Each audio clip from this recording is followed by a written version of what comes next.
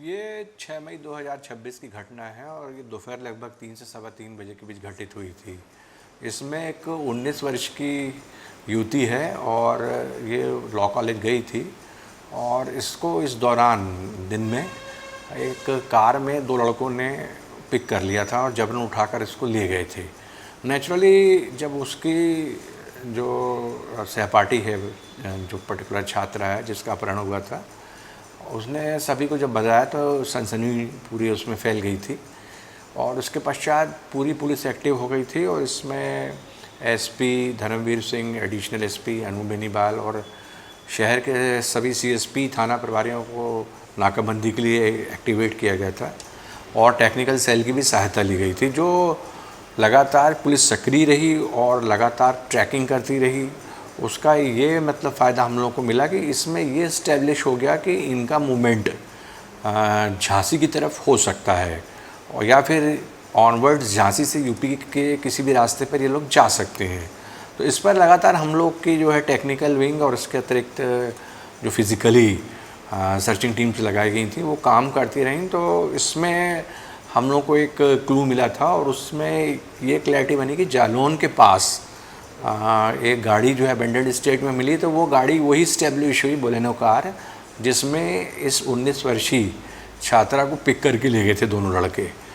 खैर इसके पश्चात और आगे जब इन्वेस्टिगेशन बढ़ा तो ये ट्रैक कर लिया गया कि लखनऊ के एक होटल में ये दो लोग रुके हैं। बेसिकली जीतू तोमर जो मेन इसमें अपहरण करता है और उसने इसको बच्ची को भी रुका लिया है। तो इसमें पूरी जब तहकीकात की गई और पता किया गया तो ये पता लगा कि इन्होंने किसी टूर एंड ट्रैवल के माध्यम से 2 टिकट बुक करवाए हैं और इन्होंने एक अलग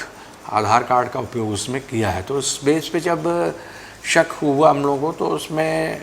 जो पर्टिकुलर बस है उसकी ट्रैकिंग की गई। तो जो बस के बारे में पता लगा कि वो लखनऊ से इंदौर जाएगी और उसमें फिर कानपुर के पास उस बस को जो है चेक करने पर ये पता लगा कि जीतू तोमर उसमें इस 19 वर्षीय छात्रा जो अपहृत है उसके साथ ये मिल गया। इसके पश्चात इन दोनों को वहाँ उतारा गया और फिर डिटेल में पूछताछ की गई और उसके पास से जो है एक देसी पिस्टल भी बरामद हुई जीतू तोमर के पास से। और फिर उसके बाद हम लोग पिकअप करके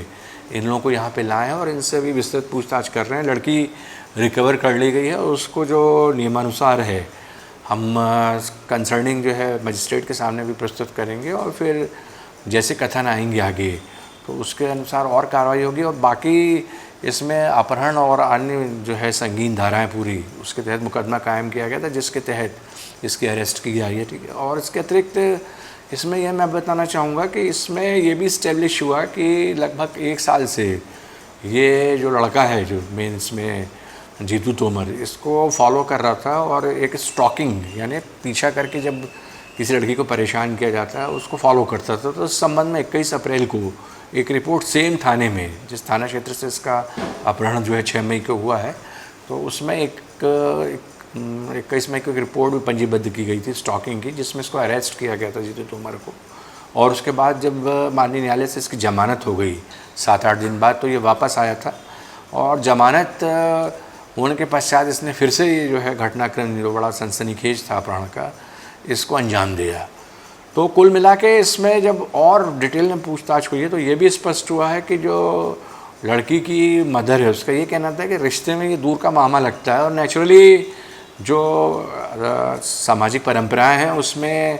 ये अलाउ नहीं हो सकता कि किसी मामा के साथ शादी कर दी जाए। और इसकी स्टेबिलिटी भी नहीं है। जीतू तोमर के आपराधिक प्रकरण हैं इसके पूर्व भी जो लड़की ने पंजीबद्ध कराया उसके पहले भी ये मारपीट के प्रकरणों में बंद हो चुका है। तो इसमें निश्चित रूप से परिवार जो है वो बिल्कुल इंक्लाइंड नहीं था कि इससे किसी प्रकार के संबंध जुड़ जाए। तो ये फिर ये जोर ज़बरदस्ती इस ढंग से पूरा दबाव बनाने के उद्देश्य से इसको ले गए थे। इसमें एक लड़का भी शेष है जिसकी मतलब जो सहयोगी टाइप का था और कार को लेके आया था, उसकी भी गिरफ्तारी शीघ्र कर ली जाएगी। देखिए कई बार ये स्थिति होती है जब खासकर भागी हुई स्थिति में लड़के और लड़की साथ में रहते हैं और जब आपको मालूम था कि बेसिकली इसमें 2 लड़के इन्वॉल्व थे, एक जो सहायता कर रहा था जो मेन अपहरण करता है उसका, कि जब साथ जब रहती है और वो भी मैंने बताया आपको कि वो एक पृथक राज्य में ले गए थे। तो तो इस प्रकार का क्रिमिनल एलिमेंट दबाव बना देते हैं, क्योंकि ये आपराधिक मनोवृत्ति का है कि तुम इस प्रकार का बोलो है नहीं, मतलब जो है वीडियो पे। तो मेरे को लगता है कि इसी प्रकार की किसी दहशत में लड़की ने इस प्रकार का जो स्टेटमेंट डिलीवर कर दिया है, और बाकी जिस ढंग से उठाया गया था जो सभी आपको विदित है, वो बड़ा सनसनीखेज तरीका था यानी। और नेचुरली अगर मतलब कोई चीज़ कंसेंट से होती है तो फिर उसमें फोर्सफुल उसकी आवश्यकता नहीं पड़ती किसी ट्रेंड की। तो ये क्लियर है ना कि ये फोर्सफुली इसको अपहरण करके ले गया था, और उसमें उसकी अरेस्ट कर ली गई। पर लड़कियों के परिजन का यही कहना है कि हमने तो रिपोर्ट कराई है जो पिछले महीने कराई है, और उसमें अरेस्ट भी किया। उस समय लड़की स्वेच्छा से गई, लड़की बालिग है, उसने FIR लिखाई यानी, और उस FIR के माध्यम से फिर कानूनी कार्रवाई आगे बढ़ी, उसकी अरेस्ट हुई उसकी लड़के की। तो उनके परिवारों का यही कहना है कि भाई इसमें लगातार इस पर प्रेशर बनाया जा रहा था, और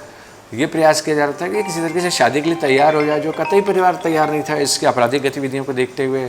और इसका जो कॉन्डक्ट है उसको देखते हुए। आगे की कार्रवाई के लिए जो हम पूछताछ करेंगे, खासकर विशेषकर जो किस प्रकार से किस ट्रैक से गए हैं, क्योंकि इन्वेस्टिगेशन में ये सारे एस्पेक्ट्स हमको इस्टेब्लिश करने पड़ते हैं। हो सकता है उस ट्रैक पे भी ले जाएं हम इसको, PR पर अभी लेके, और कहाँ से इसने पिस्टल ली उसके सोर्स तक भी हम जाएंगे, क्योंकि ये भी जानना आवश्यक है। और इसके अतिरिक्त जो तीसरा आरोपी है उसकी भी तलाश करेंगे, उसने कहाँ तक साथ दिया इन लोगों का, कैसे दिया, ये प्लानिंग कब बनी उठाने की। तो ये सारे बिंदुओं पर अभी जो है इन्वेस्टिगेशन शेष है, और जिसके विषय में और आपको अवगत कराएंगे जैसे जैसे इसमें क्लैरिटी बनती जाएगी। निश्चित रूप से इसमें जब आप ये देखिए कि कंपू थाना क्षेत्र में वारदात होती है और इनकी रिकवरी कानपुर तक होती है, तो इसमें सबसे पहला एस्पेक्ट ये रहता है कि कंटिन्यूटी रखें अपन उन लोगों की कि ये किस तरफ मूवमेंट कर रहे हैं।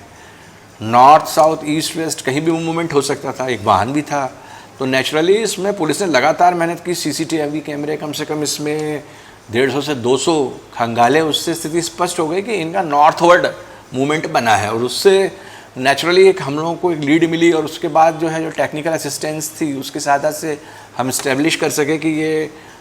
यूपी में जो है लखनऊ तरफ हो सकते हैं, और उसके बाद लखनऊ से फिर कानपुर जाना, और कानपुर होते हुए जो प्लानिंग पूरी थी इंदौर आने की उसको पूरा ट्रैक करना। और सेकेंडली इसमें एक और महत्वपूर्ण एस्पेक्ट रहता है कि जो लोकल पुलिस उसके साथ अच्छी तरीके से कोऑर्डिनेशन स्थापित करना, उनको पूरा कन्विंस करना कि किस तरह हम मतलब जो है वहाँ की एक सनसनीखेज वारदात जो MP की है उसके लिए काम कर रहे हैं, और उनसे जो है प्रॉपर सहयोग प्राप्त करना और एक कोऑर्डिनेशन बनाना। तो निश्चित रूप से पुलिस की टीमें इसमें लगातार लगी रहीं, और इसमें जो SSP धर्मवीर सिंह हैं, उसके अतिरिक्त एडिशनल SP अनु बेनीवाल, इन्होंने अपने सहयोगी जो हमारे CSP हैं, SDOP हैं, थाना प्रभारी, और इसके अलावा जो अपना साइबर सेल है, इसके माध्यम से कठोर मेहनत की लगातार, और इसको अपन कम से कम 48 घंटे के पहले ही पूरे मामले को ब्रेक करने में सक्सेसफुल हुए।